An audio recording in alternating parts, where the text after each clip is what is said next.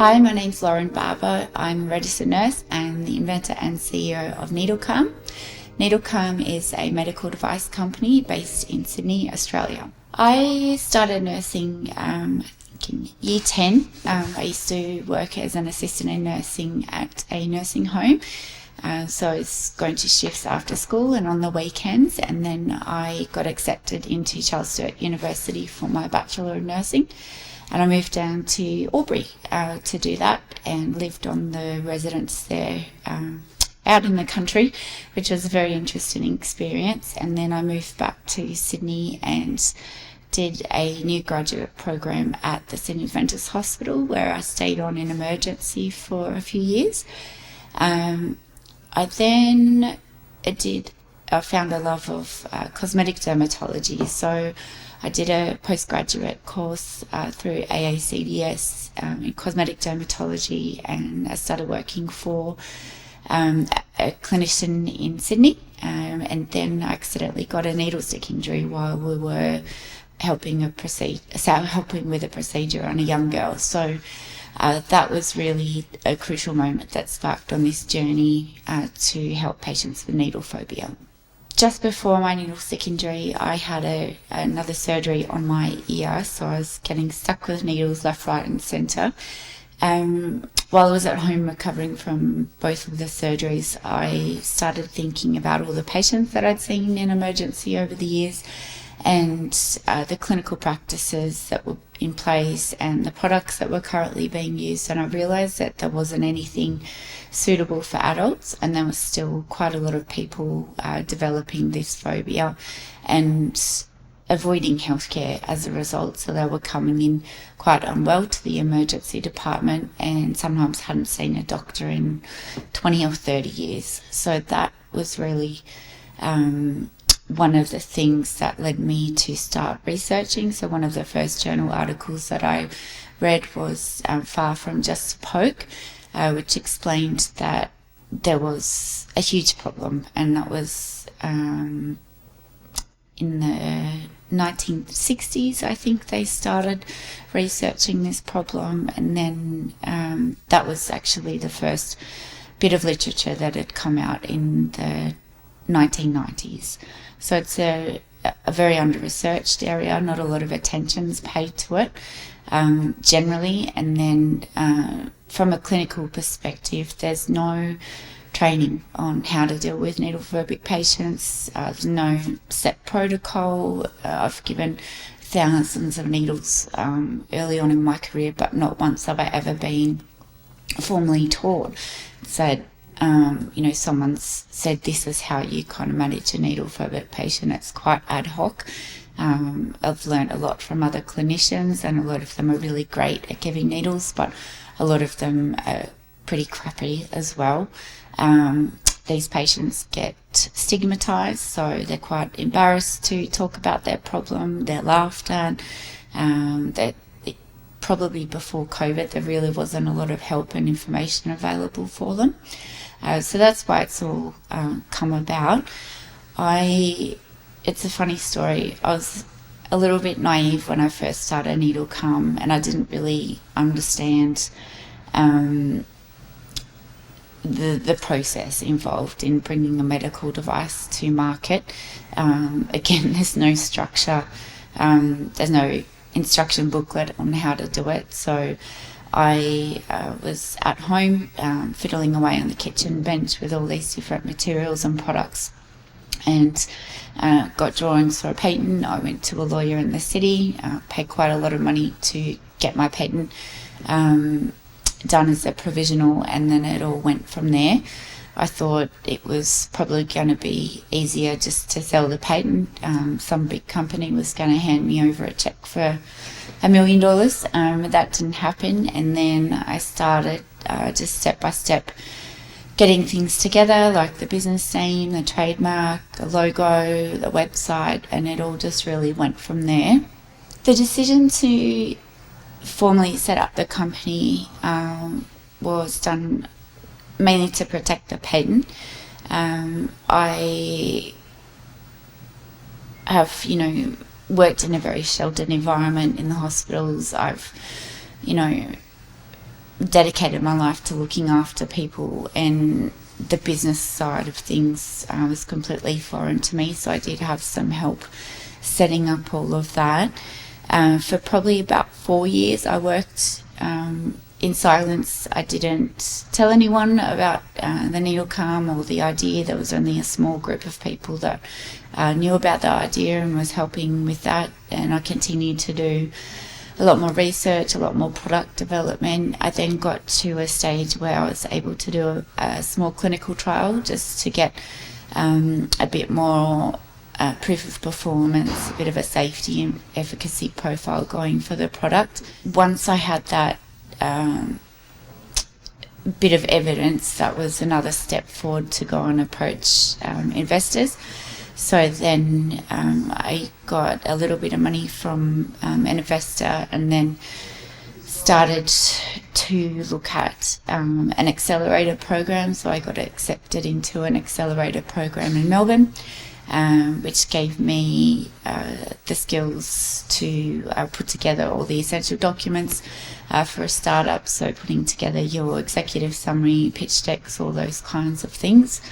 So that was for 6 months, and then we started formally working on the manufacturing for NeedleCalm. So that was a long process that took about 2 years, and then NeedleCalm was released onto the market in March 2021. To bring a medical device to market, you need TGA approval, and we were looking at TGA approval with a Class 1 medical device. So even though it is a Class 1, it is quite arduous, quite stressful. There's a lot of paperwork involved to get to that point. But when we received final registration, that was the ticket to go. That was really the thing that we were waiting on to get to market. You can release a product out onto the market, but it makes it very difficult to sell the product, and for customers and clinicians to have faith basically in your product and that it will do what you are claiming it will do. No process of this is easy. I think if I did say that, I would be a big liar. The manufacturing was the next hurdle after the TGA process. So it was a big decision to decide whether or not to have it manufactured in Australia or manufactured overseas. And naturally, the price was probably the main factor influencing those decisions, but we decided to manufacture in Australia and interviewed quite a few companies, but we eventually found a really great family-run business down in Victoria. So they have provided us with everything that we needed to make NeedleCalm. So from the injection molding process to the final packaging, and they've been wonderful. Well, as you mentioned, I'm a nurse. Sales do not come naturally to me at all, and I took the easy way out of that and handed it over to a distributor, which I thought was the right thing to do at the time, but coinciding with our market release, everyone was dealing with a pandemic, and there really wasn't room in the market, I think, to introduce a new product. And I found that no one could get that messaging right. People wanted to speak to me anyway, and I found it was much better for me to do the training. I was quite restricted, so most of it happened over Zoom. And there's a few face-to-face visits towards the end of the pandemic, but we eventually removed the distribution side of things, so now it's all done internally. And I've had some sales coaching, which has been great, and it's easier just to talk to people one-on-one and talk to my patients, because that is what they need sometimes. They don't want to be sold to, they don't want to talk to anyone else but me sometimes. These people that are in charge of procurement, they don't really care about needle-phobia. It's to buy a product like NeedleCalm, it is an investment, and they don't really take into account all the other aspects that happen with a needle-phobic patient. So there's the healthcare avoidance, there's the equipment misuse, there's a time the patients actually take up in ED, it delays the diagnosis, it helps with, it doesn't help with bed block, it contributes to bed block. There's all these other things that are just not understood by the people that need to make these decisions, and trying to communicate that that whole message to them is quite hard. I don't think they really understand unless they've had a loved one or someone close to them suffer with needle phobia, and it's something that's still in progress. I think now that the pandemic's out of the way, there's a bit more room to have those conversations and a bit more time for people to make decisions. So some LHDs have been really great. They've been really helpful and excited to bring on NeedleCalm, and others just, it's been put kind of on the back burner, and my emails have probably gone into the abyss. I'm really lucky to have found quite a few champions in the healthcare system in different hospitals that have really helped get NeedleCalm moving, and those people have all been nurses, and they've seen throughout their career the damage that this phobia has done to patients. They've seen the flow-on effects to their family, to their children in the healthcare setting. They've seen what happens, and they have really pushed hard to try and get NeedleCalm into the procurement system and for it to be regularly used. So I'm really grateful for that. I've made a couple of mistakes in business. I think starting a business from scratch is very hard, and I don't think anyone has done it without ever making a mistake. Mine unfortunately involved people and other companies that I thought had my best interest at heart. But one thing I learned the hard way is that when you get money for investment and tell people about it, there's people that are out there to take it off you just as quickly. So that's something I've had to be very careful of. And the other thing I would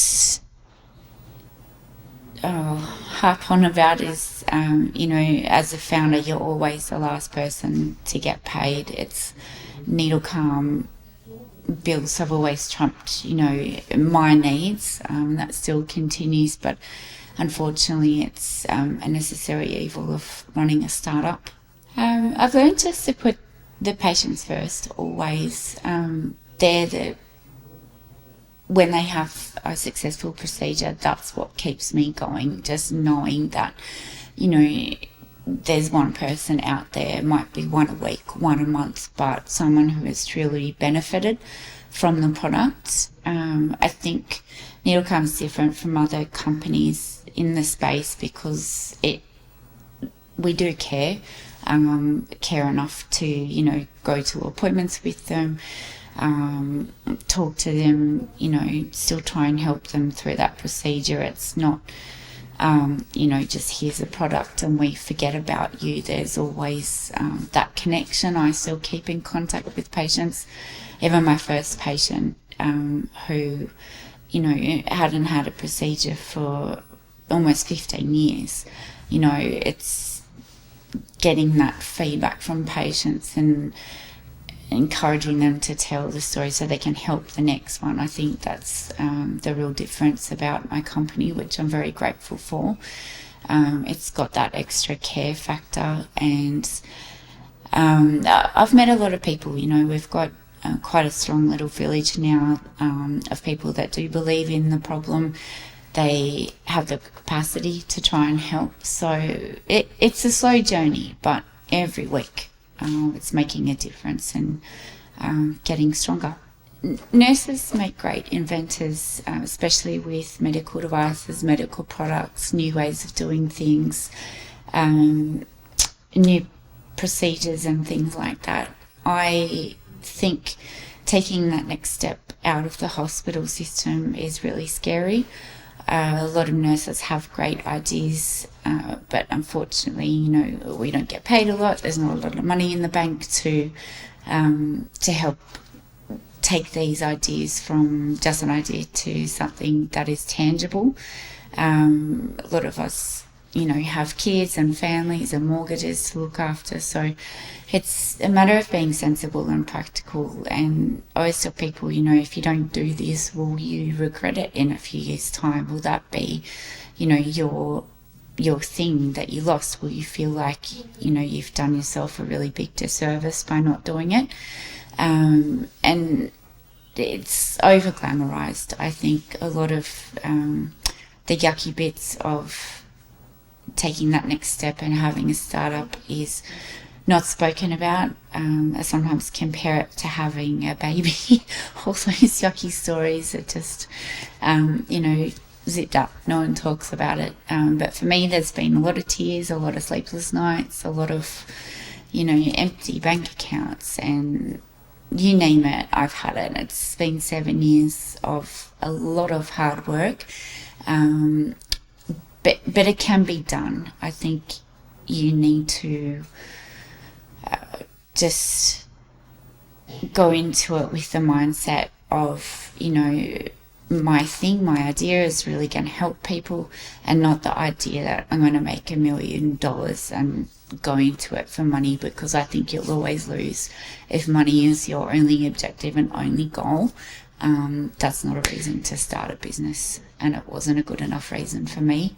It's great to have recognition for your achievements, but there's not a lot of us in nursing that have taken that next step and kind of done something that can create a big impact. And I think one of the things that I'm really proud about of my work is all the other aspects of needle-phobia that NeedleCalm is helping with. So it's about getting, people's stories out. It's about getting them to speak up about their poor experiences that they've had, and educating other clinicians on how to better manage these patients. I've gotten NeedleCalm to a point now that the chapter needs to be closed. It is a product that's much better off in the hands of a larger company, and it's been my life for the last 7 years, but there's other things that I need to work on and need to finish, a few other projects, so stay tuned.